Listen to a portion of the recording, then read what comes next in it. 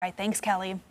Don't be a dumb girl. It's a powerful message one woman was told as a little girl, and she's turning that negative mantra into a powerful message for others. Heidi Human is a sex abuse survivor, violence prevention advocate, and author, and she's in town sharing her story behind her new book, Dumb Girl, a journey from childhood abuse to gun control advocacy. And you can be a part of that conversation at several appearances throughout the rest of the month. And we have Heidi joining us now this morning. Good morning. Hi, good morning. Thank you. Yeah, it's great to have you here. Okay, Snera, share a little bit of a snippet here of your story. What are you bringing to the table here with your book? So I've been a gun violence prevention advocate for the last 26 years. I graduated from Columbine High School, and that's how I got involved in this whole advocacy work. Mm-hmm. And Dave Sanders, the teacher that was killed at Columbine, had been my basketball coach, and I'd graduated 13 years before that massacre. And so all this advocacy work, what it's done for me is it's created this opportunity for healing for me from an abusive childhood that I grew up in.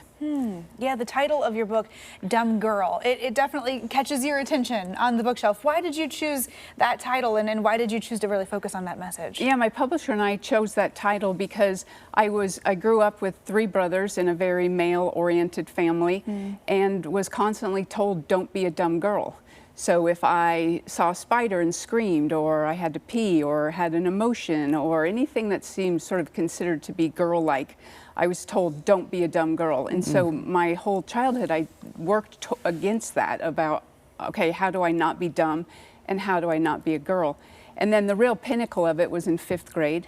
I failed a social studies class. My dad was very upset. He was a pretty angry, violent man.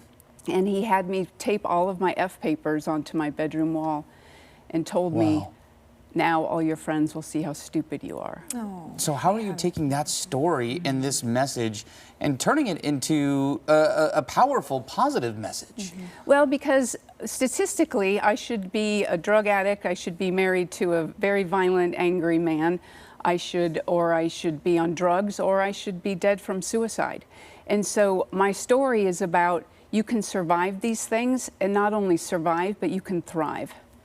It's a hard conversation to have, and it's hard to open up about some of those personal details, though. What made you want to share some of these, not great parts of your childhood and really have that conversation in the light?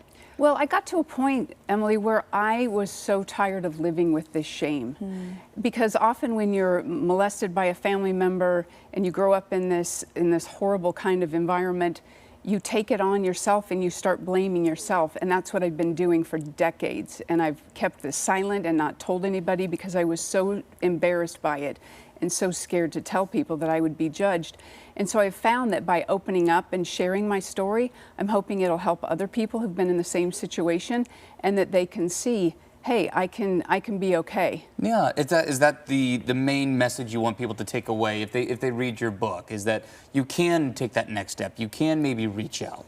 Yeah, that is definitely the message, is you can move forward and you don't have to live in the shame. And I think if you can find people in your life or any support system, that certainly helps. Writing helped me a lot, going into the deepness and the darkness of what I'd experienced and sort of re-experiencing it in order to tell other people has been incredibly healing. I feel like I gave myself therapy. That's good to hear. And I imagine there's a lot of people who say, yeah, I want to take a deeper dive into this conversation. And you have the opportunity to do that this month. You got a few appearances here coming up in September. Tell us about where folks can connect with you and your story. Yeah, so everything's available on HeidiHuman.com. That's where you can see my book, my film that I've done, my other book, so the different projects that I've worked on. And then I'm speaking in town at next week. I'm over at Annie Bloom's Books. We got a few. Annie Bloom's Books, Rose City Book Pub, and the Barnes & Noble Book Club in Vancouver later this month. So some great opportunities around the area to connect with you. Heidi, really appreciate you sharing this story, one that is not an easy one to talk about. What's been the initial reaction so far from folks you've had a chance to connect with? People have been really excited about it and feel like it's been a tough thing for me to write, and it certainly has been. But I'm seeing an opening of people, and people saying, when you say the term incest, people don't like that term, and they're scared of it, and they don't want to know about it.